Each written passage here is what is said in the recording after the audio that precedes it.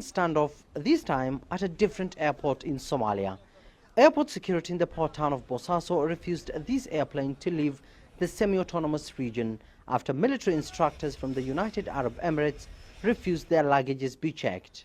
The incident comes days after airport officials in Mogadishu seized close to $10 million from a UAE-owned plane, sparking a diplomatic standoff between the two countries.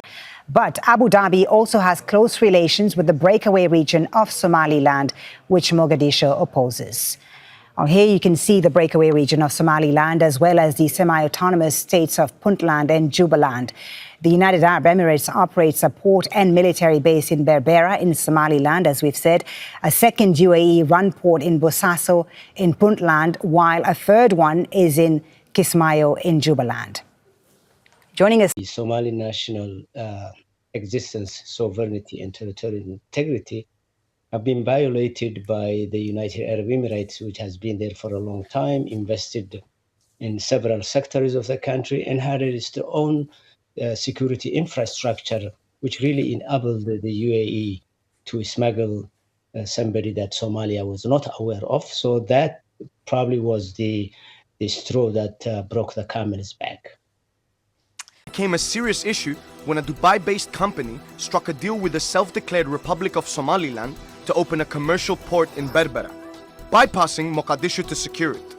Our position is that all agreements has to go through the proper channels and be done with the legitimate authorities. The deal went against the Somali constitution, and Somali MPs declared it void. batroolkan waa la bixinaa, kalluumaysigana waa la bixinaa, wixii kale oo aan leenahayna waa la bixinaa si aan u noolaano. Kalluunka ma iibsan karno, bishadaalka ma iibsan karno, waa tuugsan karnaa laakiin miya. A significant geopolitical event is unfolding in the Horn of Africa. Somalia has formally denied the United Arab Emirates access to its port infrastructure, signaling a profound shift in regional trade dynamics and global economic influence. This decision, carefully calculated and strategically executed, has immediate implications for international shipping, regional power balances, and the broader structure of global trade networks. For decades, foreign powers have leveraged Somali ports to secure economic, logistical, and strategic advantages. The nation's coastline, one of the longest in Africa, has been central to trade routes linking the Red Sea, the Gulf of Aden, and the Indian Ocean. Access to these ports has historically granted outside actors control over commercial flows, regional security, and political leverage. The way, through a combination of long-term leases, investment agreements, and private management, secured significant influence over these critical facilities. Somalia's decision to deny access marks a turning point. The move is not impulsive. It is rooted in decades of experience with foreign presence. Repeated disputes over revenue sharing, operational control, and sovereign oversight created a growing awareness within the Somali government and population that external dominance was limiting national autonomy. Denying way access is therefore both an assertion of sovereignty and a recalibration of the country's role in global trade. The immediate impact on global trade is tangible. Shipping companies and international investors are now recalculating routes, contracts, and risk assessments. Somali ports, once under partial foreign management, are now fully under domestic control. This creates short-term disruptions but opens longer-term opportunities for diversification and regional integration. Neighboring countries, recognizing Somalia's increased leverage, are already entering negotiations for new trade partnerships and cooperative frameworks. From a strategic perspective, Somalia's action weakens the influence of external powers in the Horn of Africa. The UAE had used its presence to project economic and political weight across the region, participating in security arrangements, port management, and logistics networks that extended beyond national borders. By regaining control, Somalia disrupts these established channels and signals that African nations can reclaim control over assets critical to regional development. The decision also carries significant domestic implications. Control over the ports enables Somalia to capture the full value of fees, tariffs, and trade-related revenue. These funds are vital for public investment in infrastructure, education, and security.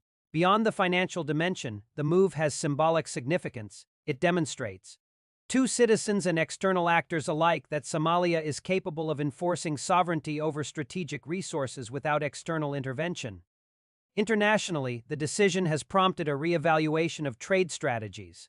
The Horn of Africa has historically served as a critical juncture in maritime logistics between Europe, Asia, and Africa. Ports under external control often created bottlenecks and allowed outside powers to influence supply chains, with Somalia asserting authority. Shipping lanes may shift, alliances may be renegotiated, and the relative importance of alternative ports such as Djibouti and Mombasa is likely to rise or change in composition.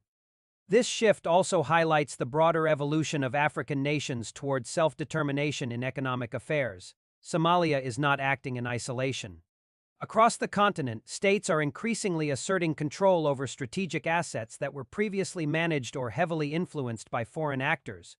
Ports, airports, and energy infrastructure are being prioritized for national oversight, signaling a growing recognition that sovereignty and economic security are inseparable. For the way, the loss of access represents a setback in both economic and geopolitical terms. Investment in port infrastructure had not only secured operational revenue but also offered strategic positioning within a region critical to maritime trade. The abrupt denial forces re-evaluation of existing projects and may affect future investment decisions in the Horn of Africa and beyond. From a global perspective, this event is part of a larger trend, the decentralization of trade influence from traditional centers toward emerging economies and regional powers. Somalia's assertion of control underscores a reality that global trade is increasingly influenced by local sovereignty decisions, rather than unilateral external control. Multinational corporations, regional alliances, and global supply chains must now adapt to a landscape in which African nations play active, decisive roles. The security implications are also notable. Historically, foreign-managed ports were integrated into broader security networks, allowing external powers to influence maritime patrols, anti-piracy operations, and intelligence sharing. With Somali control now dominant, the country can set its own security priorities, potentially altering the distribution of regional naval assets and reshaping cooperation frameworks with neighboring states. Economically, full control over port operations enables Somalia to diversify trade partnerships. Rather than being constrained by agreements favoring a single foreign partner, the country can negotiate contracts with multiple international companies, balance revenue streams, and leverage competition to maximize returns. This flexibility is expected to attract additional investment, particularly from nations seeking reliable access to African markets without the complications of prior arrangements. The political messaging is equally important. By denying way access, Somalia is asserting that foreign influence cannot override national interests. This sends a signal not only to regional powers but also to international institutions that long-term stability and cooperation depend on respecting local authority.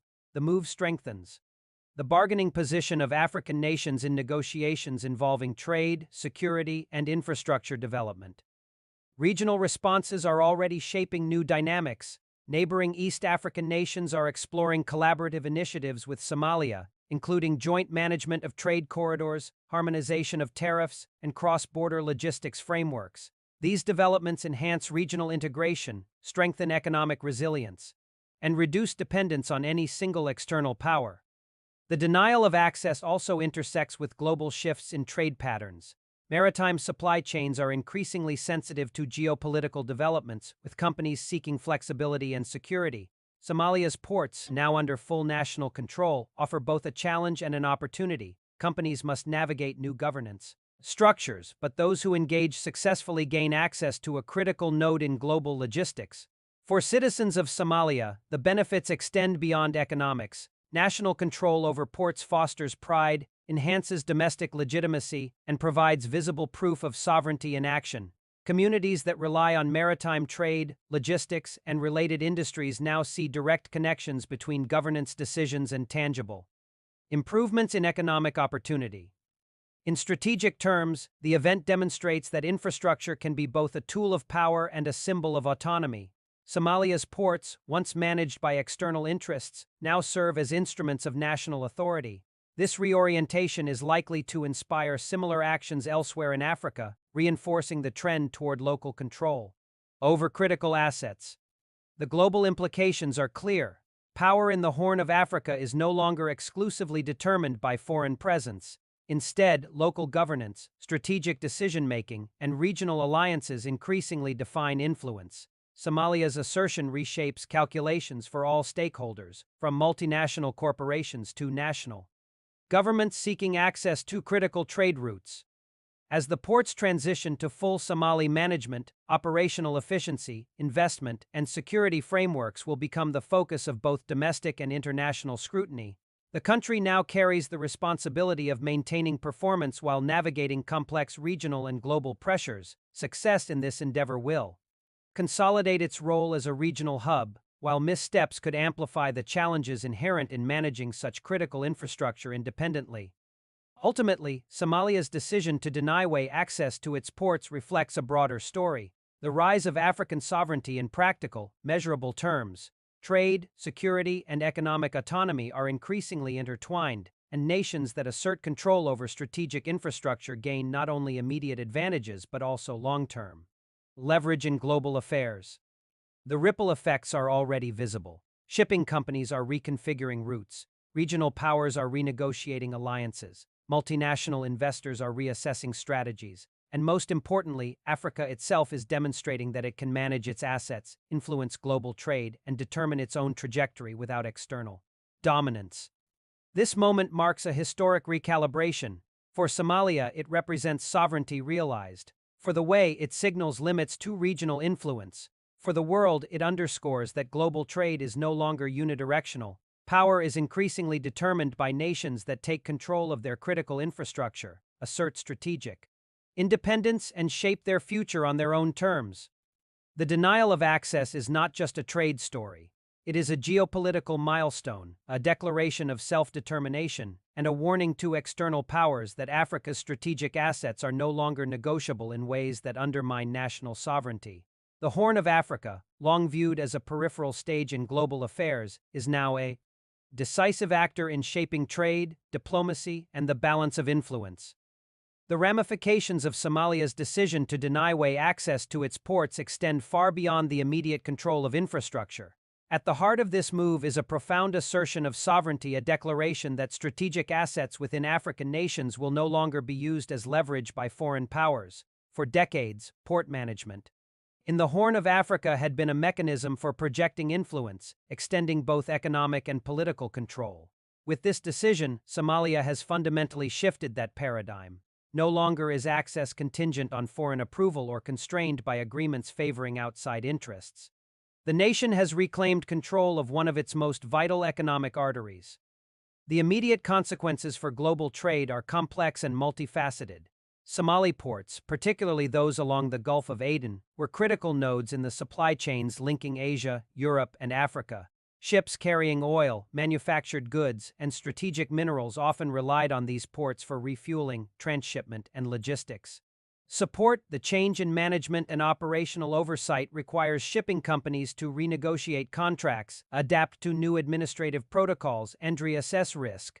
While these shifts create short-term disruptions, they also redistribute economic influence. Ports that were once effectively controlled by foreign entities are now fully under Somali jurisdiction, giving the nation greater ability to dictate fees, scheduling priorities, and investment terms.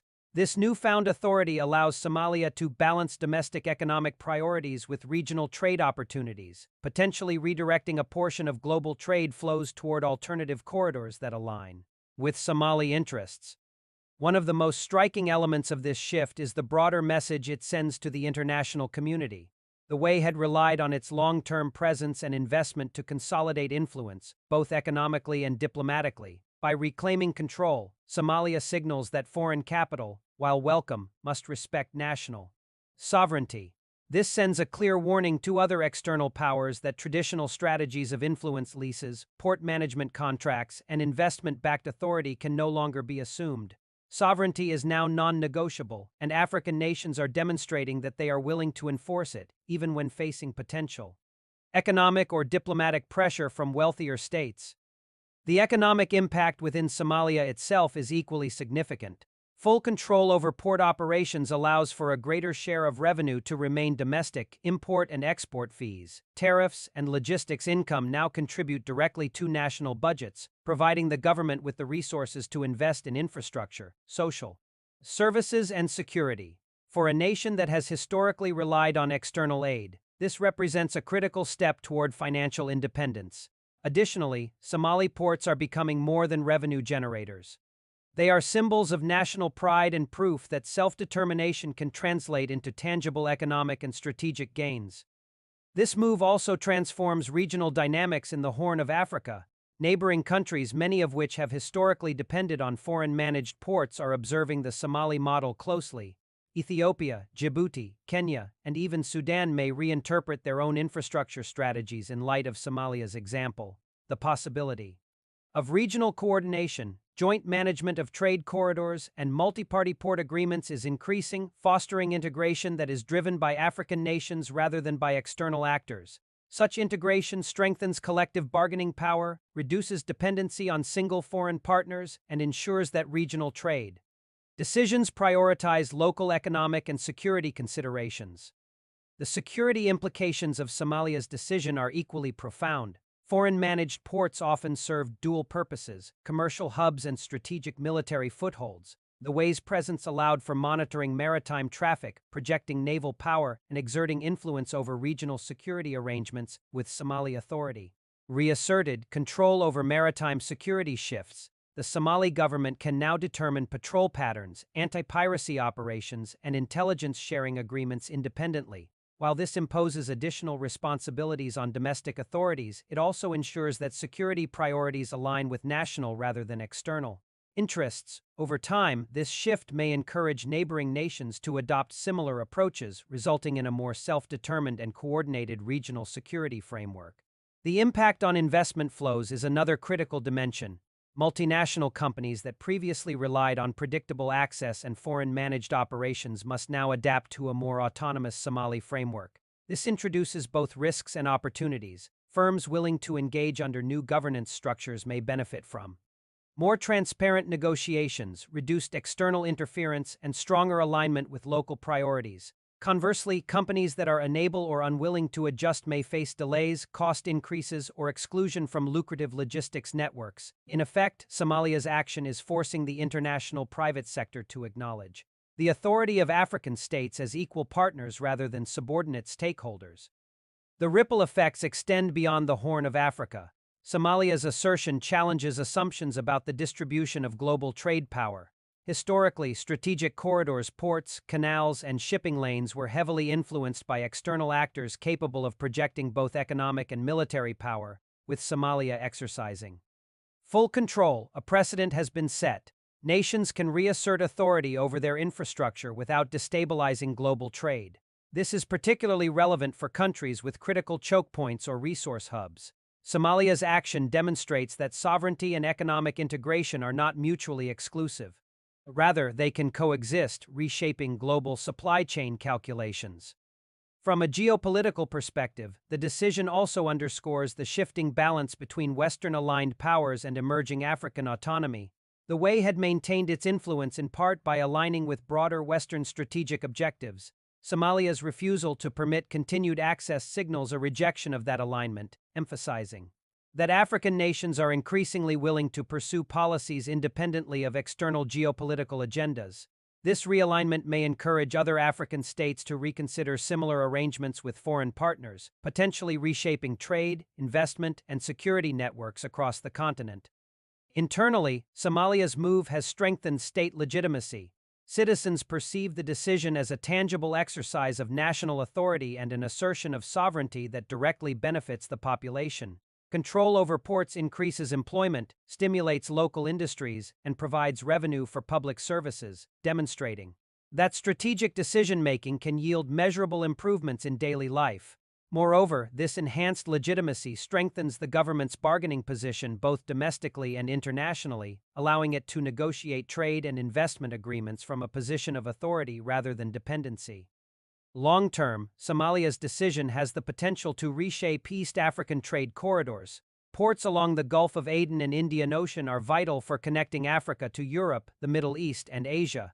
By controlling these hubs, Somalia can influence logistics, pricing, and trade priorities. Neighboring nations may seek preferential access, joint ventures, or regional partnerships to ensure stability and efficiency, creating a network of cooperation that centers Somali ports as key nodes in continental trade. The move effectively transforms Somalia from a peripheral actor to a central hub of strategic and economic influence. The implications for global supply chains are already emerging. Energy transport, manufactured goods, and mineral shipments are being rerouted to accommodate new management practices and contractual arrangements. Shipping companies are renegotiating terms, factoring in local regulations, and recalibrating risk models. While this introduces complexity, it also demonstrates that supply chains can adapt to sovereignty-driven governance. In the longer term, it signals a more balanced model of global trade, one in which African nations assert their rights without disrupting economic flows entirely. Diplomatically, Somalia's action signals a broader trend in African international relations. Sovereignty is becoming a central pillar of policy. Nations are increasingly asserting control over strategic infrastructure, whether ports, airports, or energy projects, reducing reliance on foreign oversight. Multilateral institutions and regional bodies are beginning to play more active roles in mediating disputes, emphasizing African-led solutions rather than externally imposed arrangements. This recalibration of authority strengthens regional cohesion and reduces opportunities for foreign powers to divide and influence individual states.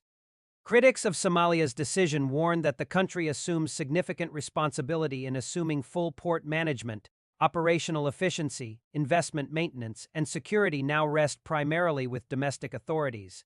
Any missteps could have cascading consequences for regional trade and political stability.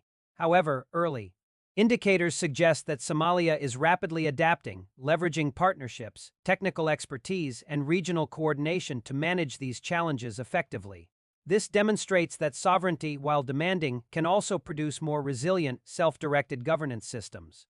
The WAY's response reflects the magnitude of the shift. While public statements remain diplomatic, the recalibration of investment strategies, contract renegotiations, and engagement with regional partners signal a recognition that previous influence models are no longer viable. The broader lesson is clear: foreign powers can no longer assume control through investment or operational agreements alone.